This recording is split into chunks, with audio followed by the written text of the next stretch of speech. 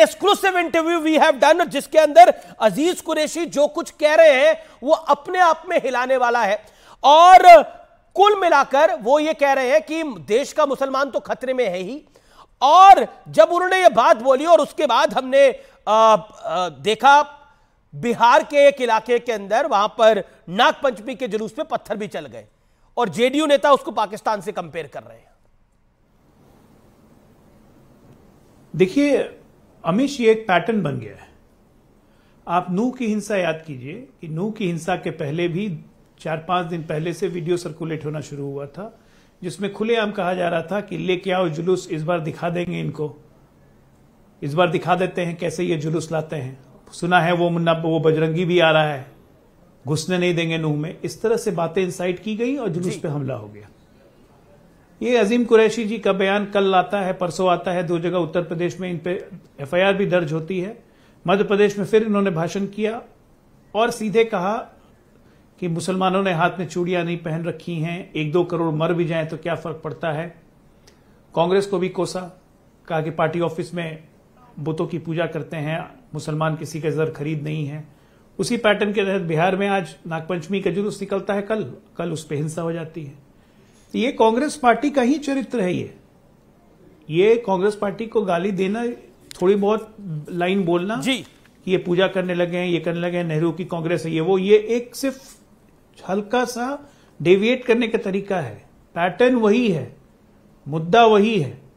गांव में एक कहावत है ना कि पुराने चावल को रखा जाता है और शादी ब्याह में निकाला जाता है 5-10 साल के बाद। तो ये 10 साल के बाद का ये पुराना चावल फिर से निकल रहा है और इस तरह के भी पुराने चावल निकलते रहेंगे। मत भूलिए, हमारे देश के पूर्व उपराष्ट्रपति हामिद अंसारी भी इसी तरह का बयान दे चुके हैं कि इस राष्ट्र में मुसलमान खतरे में है, जिसपे काफी बवाल मचा था। उपराष्ट्रपति बन गए, गवर्नर बन गए और मुसलमान इनको खतरे में दिखाई दे रहे हैं। लेकिन मैं रुक करता हूं, मेरे साथ जेडीयू के प्रवक्ता हैं, क्योंकि जेडीयू का शासन है। राजीव रंजन जी, आवाज आ रही है आपको मेरी? लगता है राजीव जी तक आवाज नहीं पहुंच पा रही। नवल किशोर के पास चलता हूं। प्रोफेसर नवल किशोर, आपके गठबंधन के साथी ये कह रहे हैं, आपके गठबंधन के ये साथी कह रहे हैं, इसमें क्या बड़ी बात है? भारत का लॉ एंड ऑर्डर तो पाकिस्तान से भी नीचे चला गया है। मतलब एक जगह हिंसा होती है और एग्जाम्पल पाकिस्तान का दे रहे हैं, क्यों? नहीं, उन्होंने तो आधार भी बताया कि क्यों दे रहे हैं। आप तो सामने में इंटरव्यू ले रहे हैं और जो बात वो बोल रहे हैं उससे अलग मतलब निकालकर एक चित्र और चरित्र बनाने का कोशिश कर रहे हैं कि देश का मुसलमान वास्तव में भारत के लिए खतरा है। जब वो बात खुद कह रहे हैं, इन फर्स्ट पर्सन जो इंटरव्यू में बोल रहे हैं, उसको भी आप झुटलाने पे तुले हुए हैं। अमीश जी, अभी भी समझ जाइए, मुद्दा ही महत्वपूर्ण है इस देश के लिए। अगर आप देश प्रेमी हैं तो मुद्दों पे बात कीजिए। आप व्यक्ति पे और व्यक्ति के बातों पे जाते हैं तो ये तो भाजपा के लोग कहते हैं कि हिंदू खतरे में है। कैसे हो सकता है हिंदू खतरे में? आप बताइए।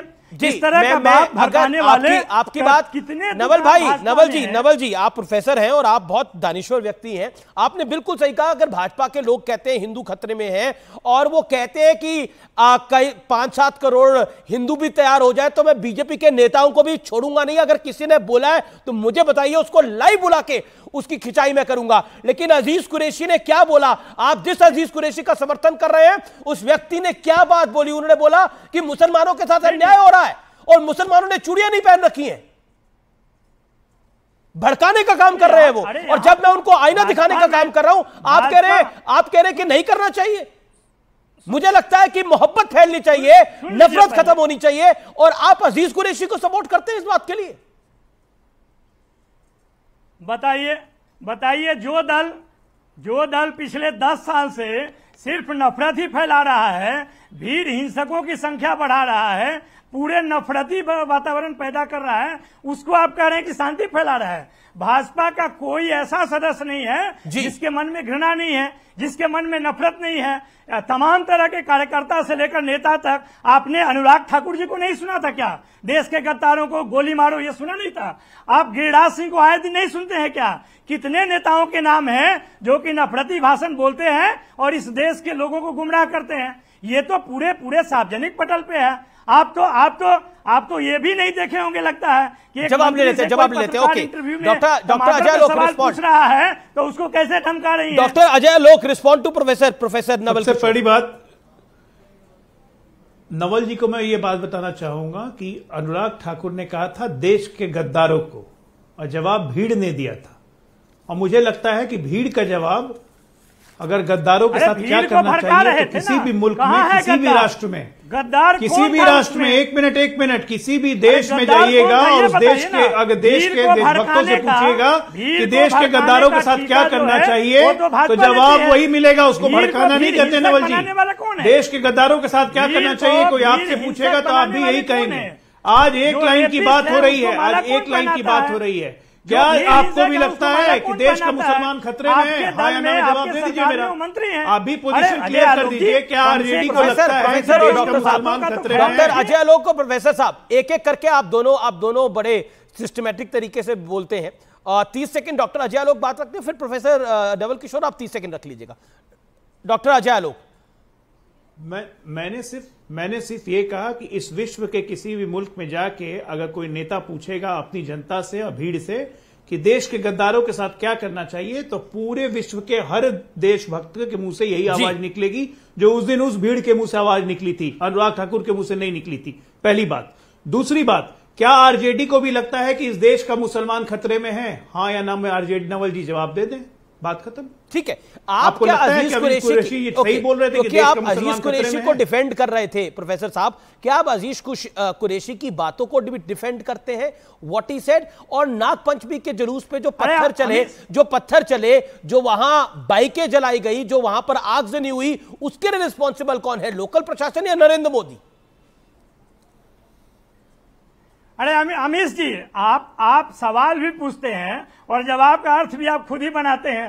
कितने चमत्कारी पत्रकार हैं आप तो कुछ और काम कीजिए। यहाँ पे जो काम कर रहे हैं, एक तरह का मत बनाने का कोशिश कर रहे हैं। इस देश में जो शासक दल है, सत्ताधारी दल है, उसको लग गया है कि उसके टिकट कट चुके हैं। जो बिहार में परिवर्तन 1 साल पहले हुआ है वो देश में परिवर्तन का संकेत मिल रहा है। अब मुद्दों पे वो बात नहीं करेंगे, नौकरी पे बात नहीं करें। मैं अजय आलोक जी से पूछना चाहता हूं, देश क्या विदेश का कौन नेता है, कौन मंत्री है जो प्लेटफॉर्म, जो मंच पे जाके और मंच से समर्थक से पूछता है कि बताओ देश के गद्दारों के साथ क्या करना चाहिए? इसका मतलब है कि देश के गद्दारों की पहचान और उसका काम करने के लिए केवल वही ठीक है। प्रोफेसर साहब हजारीबाग में भीड़ हिंसकों को माला कैसे पहना रहे थे? ठीक है, कैसे पहना रहे थे? ठीक है, वो लोग रेपिस्टों लेकिन जवाब नहीं आया प्रोफेसर साहब। तो उनको बताना चाहिए। प्रोफेसर साहब, नागपंचमी के जुलूस पे पत्थर चलाना आप उसको जायज मानते हैं? मैं बड़ा सिंपल सवाल पूछ रहा हूं, आपको लगता है नागपंचमी के जुलूस पर पत्थर चलना सामान्य और जायज है? देखिए ये सवाल, ये तो वैसे है। अरे अमीश देवगन जी, लगता है कि अनुराग ठाकुर से आप ज्यादा प्रभावित हैं। ये ऐसा ही सवाल है जैसा वो पूछ रहे थे और अजय आलोक भाई बोल रहे हैं कि ऐसा सवाल पूछना चाहिए। आपका बड़ा प्रेम लग रहा है कि कोई भी आप इस